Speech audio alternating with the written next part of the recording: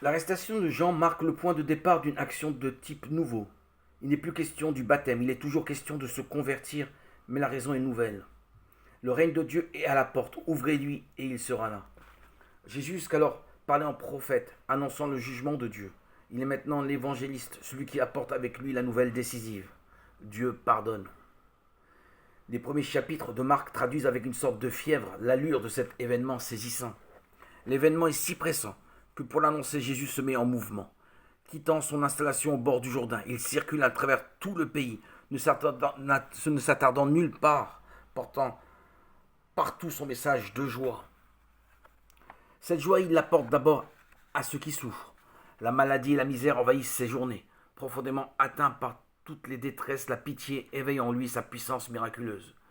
Guérison et délivrance se succèdent, sans que jamais il fasse étalage de ses pouvoirs pour attirer les foules. C'est la misère qui accourt à lui et le submerge. C'est lui au contraire qui se met en mouvement pour aller trouver les pécheurs. Eux sont les vrais malades, incapables de bouger, exclus par la société. Jamais on ne laissera les publicains, les prostituées approcher d'un prophète. Jésus ira donc à eux. Il choisit parmi eux l'un des 12. Il accepte leur invitation. Priorité donnée aux guérisons sur le Shabbat, priorité donnée aux pécheurs sur les justes en bonne santé. Ces principes choquent et scandalisent. Même les parents de Jésus prennent leur distance. Quant aux notables, déjà, prend encore entre politique et dévot la conjuration qui aboutira à la croix.